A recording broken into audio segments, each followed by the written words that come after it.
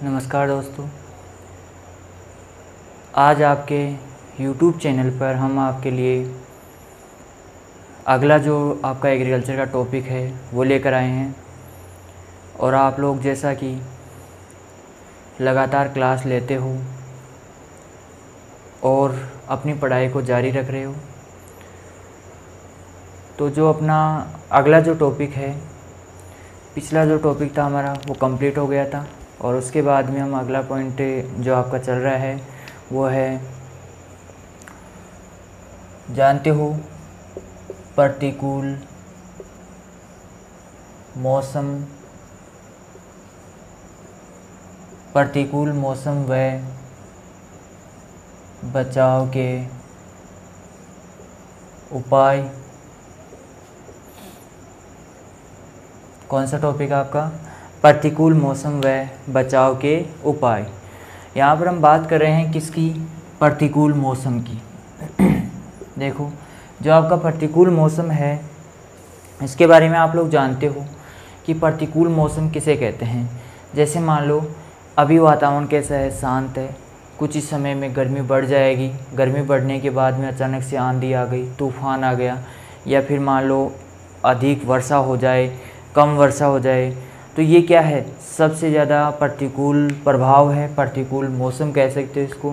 पहली बात तो हम मौसम किसे कहते हैं कि मौसम जो होता है वो दिन में कितनी भी बार चेंज हो सकता है, जबकि जो आपकी जलवायु होती है वो लंबे समय तक का मौसमों का जो योग होता है उसे क्या कहते हैं? आपका जलवायु कहते हैं। तो यहाँ पर आपके पास क्या है? प्रतिकूल मौसम क्या है? समय समय पर बदलता रहता है। जैसे मान लो सुबह क्या है आपका मौसम, क्या है? साफ़ है। कैसा है? साफ़ है और सनी बोल सकते हैं इसको, यानी कि धूप खिल रही है। दोपहर बाद में या दोपहर को क्या हो जाए? वर्षा हो सकती है, ठीक है। शाम तक या बादल हो सकते हैं, तो बादल रह सकते हैं, तो आपका कैसा हो जाएगा? कोल्ड ही हो जाएगा मौसम, यानी कि मौसम परिवर्तित हो सकता है। जैसे मान लो अभी 1 घंटे पहले गर्मी पड़ रही है और 1 घंटे के बाद में ठंड भी हो सकती है, ठीक है। तो इस प्रकार मौसम क्या होता है? परिवर्तित होता रहता है। तो यहाँ पर हम बात करें कि प्रतिकूल मौसम व उसके बचाव के उपाय। यहाँ पर जलवायु क्यों नहीं लिखा गया? क्योंकि मौसम ही क्या होता है? समय समय पर बदलता है। बाकी चीज़ें जैसे जलवायु होती है वो समय समय पर नहीं बदलती है, वो एक लंबा प्रोसेस होता है। लंबा प्रोसेस यदि गर्म रहे तो उष्ण जलवायु बन जाएगी, यदि लंबा प्रोसेस यदि ठंडा रहे तो क्या हो जाएगा? शीत जलवायु बन जाएगी। तो इस प्रकार जलवायु क्या है? एक लंबे समय का क्या होता है? योग होता है, उसे क्या कहते हैं? जलवायु कहते हैं, ठीक है। जैसे किसी भी प्रदेश की कोई जलवायु होती है तो वो क्या होती है? उष्ण होती है। उष्ण होती है तो वहाँ पर गर्मी ज़्यादा पड़ती है। शीतोष्ण होती है तो वहाँ पर ठंड ज़्यादा पड़ती है, ठीक है। शीत जलवायु होती है तो वहाँ पर और भी ज़्यादा ठंडक रहती है। तो इस प्रकार हम कह सकते हैं कि जलवायु एक अलग चीज़ होती है और आपका एक मौसम अलग चीज़ होता है। अचानक से मान लो आंधी आ गई तो इसे क्या कहोगे? मौसम का परिवर्तन या जलवायु का परिवर्तन? क्या कहोगे इसको? इसको आप लोग कहोगे कि मौसम का क्या हुआ है? परिवर्तन हुआ है। क्या हुआ है? मौसम का परिवर्तन हुआ है। यहाँ पर आपके सामने प्रतिकूल मौसम व उसके बचाव के उपाय हैं। तो प्रतिकूल मौसम आप लोग समझ गए होंगे कि प्रतिकूल मौसम किसे कहते हैं। अचानक मौसम में हुए अचानक बदलाव के कारण फसलों को होने वाले नुकसान या अचानक बदलाव को क्या कहते हैं? आपका प्रतिकूल मौसम कहा जाता है। ऐसा नहीं है कि वर्षा हो गई तो उसे प्रतिकूल मौसम कहेंगे, वर्षा हो गई तो अच्छी है, लेकिन अतिवृष्टि या अतिवृष्टि हो जाए तो वो क्या होती है? आपकी प्रतिकूल मौसम के अंतर्गत आती है। प्रतिकूल का मौसम का मतलब ऐसा प्रभाव मौसम का जो फसलों को हानि पहुंचाए, जो फसलों को क्या पहुंचाए? हानि पहुंचाए, क्या कहलाता है? आपका प्रतिकूल मौसम कहलाता है। यहाँ पर हम बात कर रहे हैं इसकी प्रतिकूल मौसम की। और प्रतिकूल मौसम में जैसे हो सकता है आपका, जैसे लू चलना। लू को एक मौसम की तरह है, जलवायु की तरह है, जो आपका लंबे समय तक चलती रहती है। जो लू है मान लो 1 दिन भी चल सकती है, 10 दिन भी चल सकती है, 5 दिन भी चल सकती है, या 1 घंटे भी चल सकती है। मान लो आपकी दोपहर को लू चलती है, उसके बाद में दोपहर के बाद में जैसे ग्रीष्म काल होता है, जून का महीना होता है, तो उसमें क्या होता है? आपका दोपहर को लू चलती है और बाकी समय में लू नहीं चलती है। इसी प्रकार आपका शीतलहर, जैसे हम बात करें शीतलहर की, लू चलती है आपकी जून के आसपास, जून महीने में सबसे ज़्यादा लू को देखा गया है, लू ज़्यादा चलती है, क्योंकि इस समय क्या होता है कि सूर्य भी आपका क्या होता है पूरा आपके सिर के ऊपर होता है, तथा दोपहर के समय क्या होता है अत्यधिक गर्मी होती है। इस समय क्या होती है हवाएं कैसी हो जाती है, गर्म हो जाती हैं, और गर्म हवाएं क्या होती है वहाँ पर चलती है, तो उसे क्या कहते हैं, लू कहते हैं। इसी प्रकार शीतलहर, यदि शीतलहर जैसे मान लो आपका दिसंबर व जनवरी का माह होता है, जनवरी का क्या होता है माह होता है, इसमें क्या होती है आपकी शीतलहर चलती है। शीतलहर ऐसा थोड़ी होता है कि जैसे पूरे वर्ष भर शीतलहर चलती रहती है, नहीं, ऐसा नहीं होगा। जो आपका शीतकालीन का समय होता है उस समय क्या होती है, शीतलहर चलती है। शीतलहर किसे कहते हैं, या पाला किसे कहते हैं, या तुषार किसे कहते हैं, इसको पाला भी कह सकते हो आप, तुषार भी कह सकते हो इसको, ठीक है। तो यहाँ पर पाला या तुषार भी कह सकते हो। शीतलहर ठंडी हवाएं, शीतलहर का ठंडी हवाएं, लू होती है, गर्म हवाएं होती है। पाला या तुषार होता है, इसका पाला का जमना होता है। तो ये क्या है, ये सारी प्रभाव क्या है, हर समय रहता है, नहीं रहता है, हर समय नहीं रहता है। ये केवल दिसंबर और जनवरी माह में, जबकि ये जून माह में देखने को मिलता है। इसके बाद में आपका आंधी आ गया, प्रतिकूल प्रभाव, जैसे आंधी आ गई, बहुत भयंकर आंधी आई है, उसमें आपके पेड़ पौधे उखड़ गए हैं, पेड़ पौधे क्या हो गए हैं, उखड़ गए, ठीक है। तो ये भी किस महीने में आपका जून के आसपास ही चलता है, ठीक है। आंधी तूफान आ गया, आंधी तूफान तो होता ही एक ही चीज़ है, ठीक है। इसके बाद में आपका जैसे अचानक से आने वाली लू हो गई, शीतलहर हो गई। फिर इसके बाद में अनावृष्टि, कौन सी वृष्टि रे, अनावृष्टि। इसके बाद में आ जाता है आपका अतिवृष्टि, क्या आ जाता है, अतिवृष्टि, ठीक है। ये क्या आ गया, अतिवृष्टि। अनावृष्टि किसे कहते हैं, जिसमें औसत वर्षा से कम वर्षा, औसत वर्षा से बहुत ही कम वर्षा या वर्षा का न होना क्या कहलाता है, अनावृष्टि कहलाता है। अतिवृष्टि औसत वर्षा से बहुत ज़्यादा वर्षा होना, औसत वर्षा से बहुत ज़्यादा वर्षा होना क्या कहलाता है, अतिवृष्टि कहलाता है। तो यहाँ पर इस प्रकार के कुछ ये आपके प्रभाव होते हैं, कौन से, प्रतिकूल मौसम होते हैं, जिससे जैसे लू हो गया, शीतलहर हो गया, पाला हो गया, तुषार हो गया, आंधी हो गया, अनावृष्टि हो गया, अतिवृष्टि हो गया। ये सारे के सारे क्या होते हैं आपके प्रतिकूल मौसम होते हैं, जो अचानक से क्या हो जाते हैं, परिवर्तित हो जाते हैं, और परिवर्तित होकर क्या करते हैं, हमारी फसलों को नुकसान पहुँचाते हैं। अब देखो हम एक एक चीज़ को पढ़ेंगे। प्रतिकूल मौसम में सबसे पहले हम पढ़ते हैं पाला। पहला जो प्रतिकूल मौसम है वो क्या है, पाला है। पाले को हम दूसरा नाम क्या बोल सकते हैं, तुषार बोल सकते हैं। क्या कहते हैं, तुषार बोलते हैं, पाला या तुषार। यहाँ पर पाला या तुषार जो होता है ये एक विशेष प्रकार की समस्या होती है फसलों के अंदर। ये कब होता है, जब शीत ऋतु आती है आपकी। कौन सी ऋतु आती है, शीत ऋतु। कौन सी ऋतु आती है आपकी, शीत ऋतु आती है, तब ये क्या होता है, इस प्रकार की समस्या उत्पन्न होती है। आपको पता है जब हम राजस्थान की बात कर रहे हैं कि राजस्थान में क्या होता है कि दिसंबर और जनवरी जो माह आता है, कौन सा माह आ जाता है, दिसंबर जनवरी माह। दिसंबर और जनवरी माह होता है, तो इसके अंदर जैसे मान लो 31 दिसंबर या आपका जनवरी का प्रथम पखवाड़ा जो होता है, उसमें क्या होता है आपका पाला या तुषार की समस्या उत्पन्न होती है। पाला या तुषार किसे कहेंगे, यानी कि 0 डिग्री सेल्सियस से तापमान नीचे हो, 0 डिग्री सेल्सियस से तापमान नीचे हो, तथा यदि 0 डिग्री सेल्सियस से तापमान नीचे आ जाता है तो आपको पता है बर्फ़ बनना प्रारंभ हो जाती है। तो जो ओस होती है, क्या होती है, ओस होती है, ओस सब लोग जानते हो, ठीक है। पानी जो जलवाष्प होती है वो रात के समय ठंड होने के कारण क्या हो जाती है, पानी जो वाष्प के रूप में होता है वो क्या हो जाता है, ठंडा होकर पानी में बदल जाता है, और वो पत्तियों के ऊपर बूंदों के रूप में एकत्रित हो जाता है। तो इसे क्या कहते हैं, ओस कहते हैं, ठीक है। जब ओस क्या होती है, पानी होता है, पानी क्या होता है, जब 0 डिग्री सेल्सियस से नीचे तापमान आता है तो ये क्या हो जाता है, जम जाता है, और जमकर किस में बदल जाता है, बर्फ़ में बदल जाता है। तो ये बर्फ़ की जो परत होती है ये क्या हो जाती है, एक परत बन जाती है बर्फ़ की, और जो बर्फ़ की परत होती है ये क्या करती है, पत्तियों के अंदर कोशिकाओं का क्या कर देती है, नष्ट कर देती है। कोशिकाओं को क्या कर देती है, नष्ट कर देती है। अब देखो ये कोशिकाओं को नष्ट भी कैसे करती है।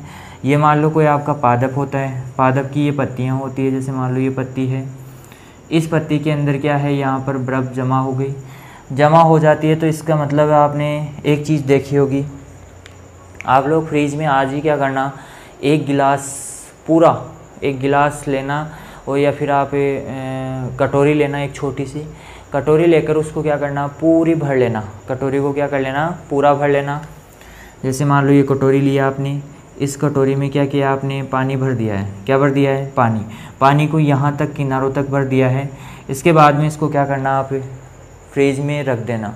फ्रिज में भी कौन से भाग में, जो आपका बर्फ़ बनाता है उस भाग में रख देना।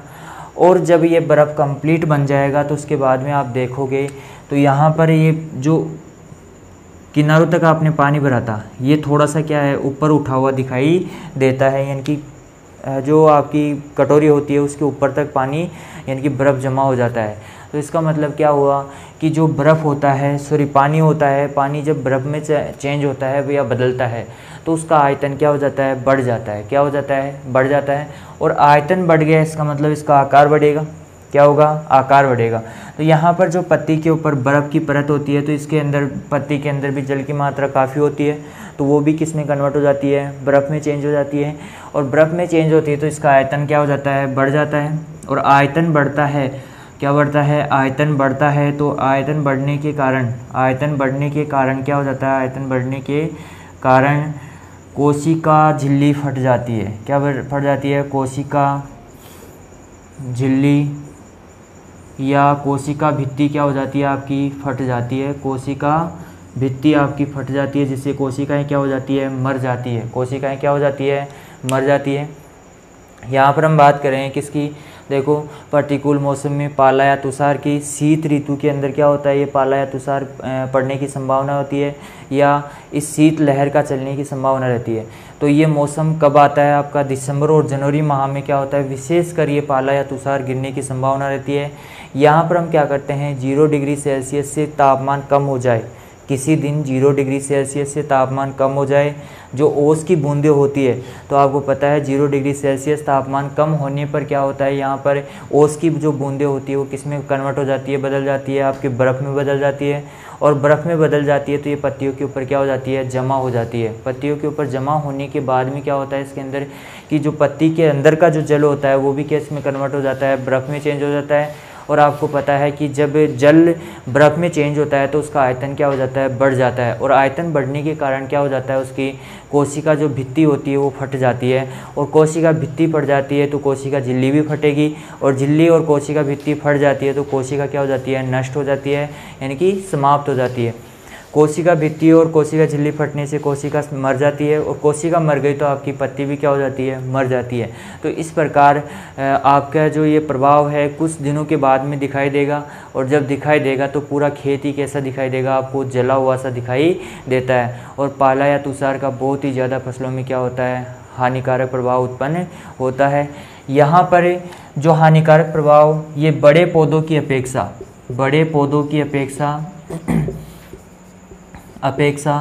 छोटे पौधों में, जो छोटे पौधे होते हैं उनमें ज़्यादा दिखाई देता है, उनमें ज़्यादा आक्रमण करता है ये।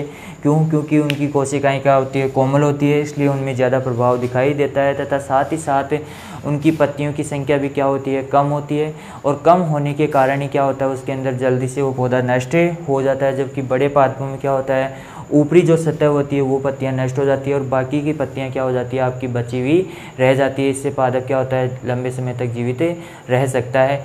ठीक है, तो इस प्रकार से पाला या तुषार है उसका प्रभाव होता है पौधों के ऊपर। तो ये प्रक्रिया आपको समझ में आ गई होगी। देखो सबसे पहले एक बार और मैं रिपीट कर रहा हूँ, शीत ऋतु कब आती है आपकी, जब दिसंबर और जनवरी का माह होता है। इस समय दिसंबर का अंतिम और जनवरी का प्रथम पखवाड़ा जो होता है उसमें क्या होता है कि 0 डिग्री सेल्सियस से तापमान कम हो जाए तो क्या हो जाती है, जो ओस की बूंदें होती है वो क्या हो जाती है, आपकी बर्फ़ में चेंज हो जाती है। बर्फ़ किसके रूप में, परतों के रूप में क्या हो जाता है, जमा हो जाता है इसके ऊपर, और परतों के रूप में जमा हो जाता है तो बर्फ़ का आयतन क्या हो जाता है, जल की अपेक्षा बढ़ जाता है, जिससे क्या होता है इसके अंदर आयतन बढ़ने से कोशिकाएं क्या हो जाती है आपकी, नष्ट हो जाती है। कोशिकाएं नष्ट हो जाती है तो आपका इसके कारण कोशिका झिल्ली और कोशिका भित्ति क्या हो जाती है, फट जाती है, और इससे पादप को नुकसान बहुत ज़्यादा होता है। ठीक है, तो इस प्रकार से हम पाला और तुषार है उसके क्या है, आक्रमण होता है। अब हम बात करते हैं कि इसके बचाव के उपाय, किसकी बात कर रहे हैं, बचाव के उपाय।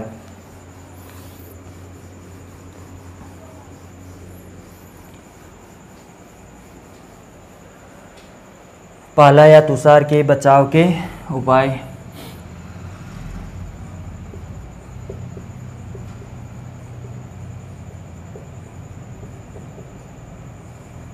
देखो बचाव के उपाय किस प्रकार कर सकते हैं बचाव।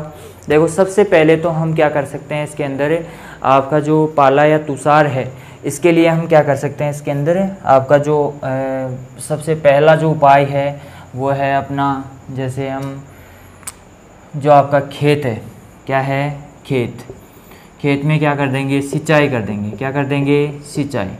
देखो ये जब आपको पता चल जाए कि पाला या तुषार आज की रात पड़ने वाला है तो हम क्या करेंगे, आज की रात ही क्या कर देंगे इसके अंदर। देखो दिन में क्या हो जाता है इसके अंदर, सीधी सी बात है कि जो पाला या तुषार पड़ेगा उस रात से पहले की रात, पहले के दिन या रात में क्या होता है कि आपका जो हवाएं ठंडी हवाएं उत्तर दिशा से चलने लगती है तथा वो बहुत ही ज़्यादा ठंडी होती है। ठीक है, और दिन में यदि इस प्रकार की हवाएं चल रही है, दिन में कौन सी उत्तर दिशा से हवाएं चल रही है, तो वहाँ पर आपको ये कन्फर्म हो जाता है कि मान लो आपका समय भी कौन सा है, दिसंबर जनवरी माह है, और उस समय में भी यदि क्या होता है आपके उत्तर दिशा से दिन में हवाएं चलती है, तेज़ हवाएं, तो आपको दिन में समझ लेना चाहिए तथा वो हवाएं शाम को 4 बजे के बाद या 5 बजे के बाद में बंद हो जाती है। दिन में ऐसी हवाएं चले और वो शाम को 4-5 बजे बाद में बंद हो जाए, और उसके बाद में आप जैसे ही वो बंद हो जाए तो आपको समझ लेना है कि आज की रात पाला पड़ने वाला है। तो उस रात उसी दिन जो शाम का 4 बजे हैं उसी दिन क्या कर दो, आप सिंचाई कर दो। यदि सिंचाई जल की उपलब्धता है तो सिंचाई करके हम क्या कर सकते हैं, देखो सिंचाई कर देंगे तो उसके अंदर वातावरण में नमी की मात्रा बढ़ेगी। किसकी मात्रा बढ़ेगी, नमी की मात्रा बढ़ेगी, तथा कोशिकाओं में जल की मात्रा बढ़ती है। कोशिकाओं में जल की मात्रा बढ़ती है तो कोशिकाओं में जल की मात्रा बढ़ने से कोशिकाओं की जो श्वसन की क्रिया होती है वो क्या हो जाती है, आपकी तेज़ हो जाती है। और तेज़ होने के कारण क्या हो जाता है, आपकी जो भी क्रियाएं होती है वो तेज़ हो जाती है, क्योंकि जल की उपलब्धता हो जाती है, और जल की उपलब्धता होने से श्वसन आदि क्रियाएं क्या हो जाती है, तेज़ हो जाती है, जिससे पादप का तापमान लगभग 2 से 4 डिग्री सेल्सियस तक बढ़ जाता है। तो इस वजह से पाले का प्रभाव नहीं होता है, तथा इसके अंदर आपने देखा होगा कि जब हम सिंचाई करते हैं तो क्या हो जाता है, इसके चारों तरफ का वातावरण कैसा हो जाता है, गर्म हो जाता है, और गर्म होने के कारण क्या हो जाता है, थोड़ा सा तापमान बढ़ जाता है वहाँ का, और बाकी वातावरण क्या हो जाता है, आपका ठंडा रहता है। तो इसलिए बर्फ़ नहीं जम पाती है, और बर्फ़ नहीं जमेगी तो आपका क्या हो जाएगा, इसके अंदर पाले या तुषार का प्रभाव उत्पन्न नहीं होगा फसलों के ऊपर। ठीक है, तो दूसरा जो उपाय है वो आपका आ जाता है सिंचाई हो गया। सिंचाई के बाद में हम सिंचाई करके, शाम के समय सिंचाई करके क्या कर सकते हैं, पाले या तुषार से बचा सकते हैं। दूसरा जो उपाय है आपका, यहाँ पर ये लो दूसरा उपाय, दूसरा है धुआं करके।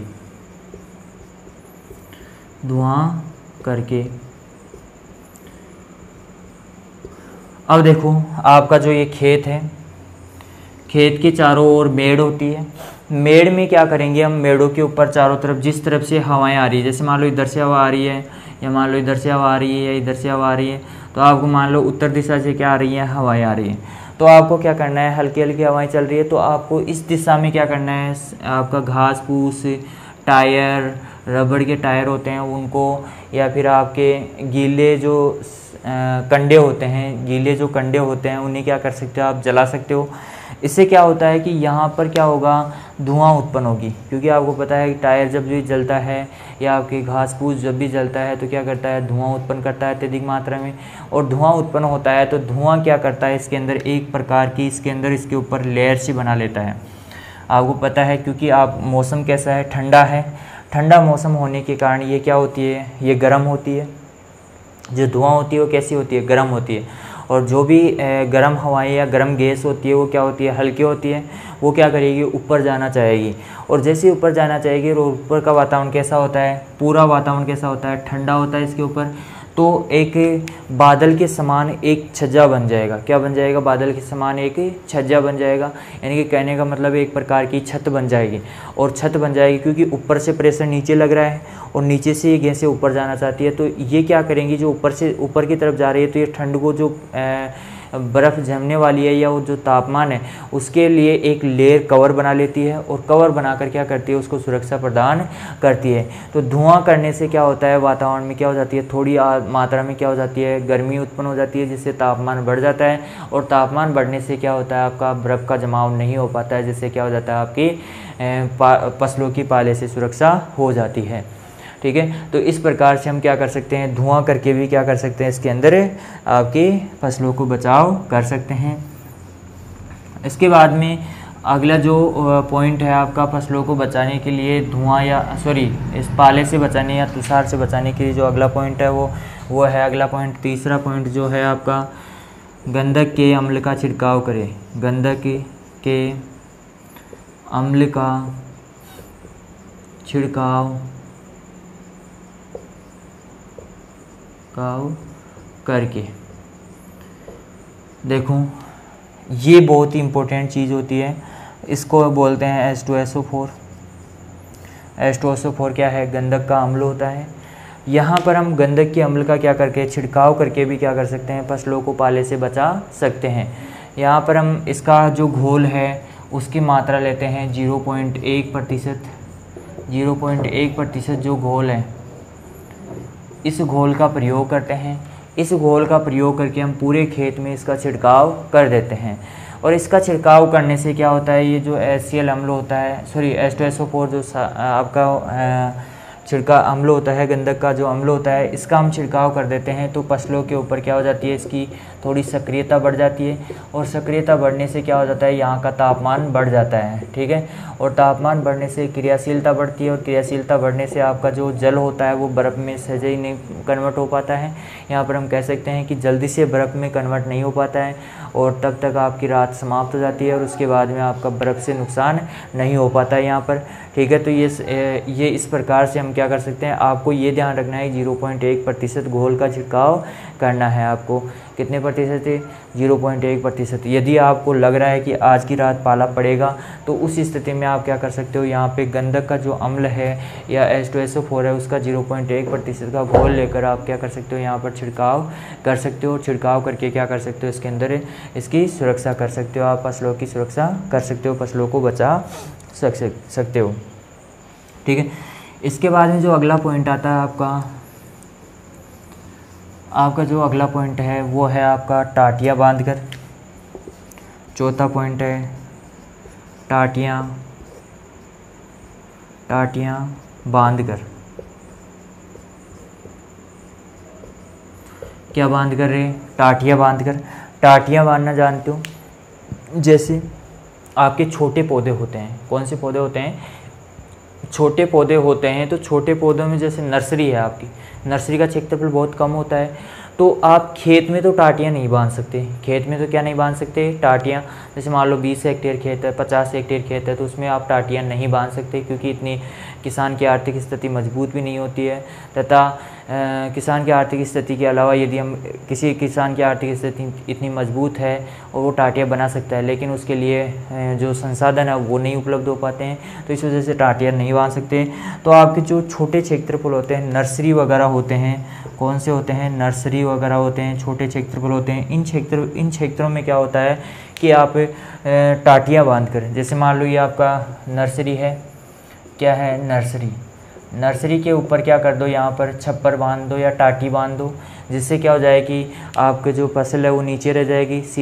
जो आपका शीत का प्रकोप है या ठंडा मौसम है, जो टाटी के ऊपर रह जाएगा, टाटियाँ उनकी क्या कर लेगी, बचाव कर लेगी। इसी प्रकार आप टाट लगाकर भी क्या कर सकते हो, इसके अंदर इसकी सुरक्षा कर सकते हो। ठीक है, अब जो अगला पॉइंट है आपका वो आ जाता है आपका इसी क्षेत्र में, जो आपकी नर्सरी है इसी क्षेत्र में 5वां पॉइंट आ जाता है विद्युत हीटर चलाकर। विद्युत हीटर चलाकर,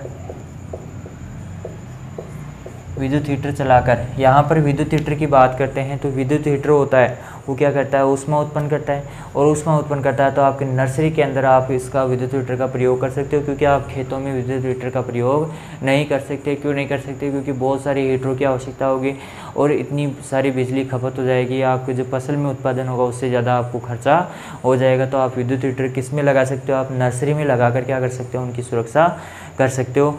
और विद्युत हीटर के बाद में आपका आता है अगला वायुरोधी वृक्ष लगाकर। छठा पॉइंट आ जाता है आपका वायुरोधी वृक्ष लगाकर। कौन से वृक्ष लगाकर? वायुरोधी वृक्ष लगाकर आप क्या कर सकते हो, इसकी सुरक्षा कर सकते हो। इसके बारे में इसको जो पौधे हैं, आपकी फसल है या आपके जो पौधे हैं, फल वृक्ष हैं, उनको क्या कर सकते हो, वायुरोधी वृक्ष लगाकर क्या कर सकते हो, बचाव कर सकते हो। देखो यहाँ पर दो चीज़ें आती हैं, एक तो आती है आपकी शीतलहर। शीतलहर ये वायुरोधी वृक्ष आए, इसीलिए मैं बता रहा हूँ कि यहाँ पर शीतलहर आती है एक तो, एक आती है लू। कौन सी आती है? लू आती है। अब जैसे मान लो ये खेत है, इसी खेत में लू चलती है आपकी किस दिशा से? पश्चिम दिशा से। कौन सी दिशा से चलेगी लू? पश्चिम दिशा से लू चलती है, तो आपको क्या लगाना है, वायुरोधी वृक्ष पश्चिम दिशा में लगाने हैं। और शीतलहर जो चलती है वो आपकी उत्तर दिशा से चलती है, नॉर्थ से चलती है, उत्तर दिशा से आती है शीतलहर। तो आपको वायुरोधी वृक्ष किस तरफ लगाने हैं? आपको आपके इस तरफ उत्तर दिशा की ओर लगाने। जो भी आपका बाग है उसके उत्तर दिशा की ओर लगाने वायुरोधी वृक्ष, या जो भी खेत है आपका तो उसके वायुरोधी वृक्ष किस तरफ लगाना है? उत्तर दिशा में लगाना है। और देखो वायुरोधी वृक्ष किस दिशा में लगाएंगे? शीतलहर से बचाने के लिए हमें क्या करना पड़ेगा? उत्तर दिशा में वायुरोधी वृक्ष लगाने पड़ेंगे।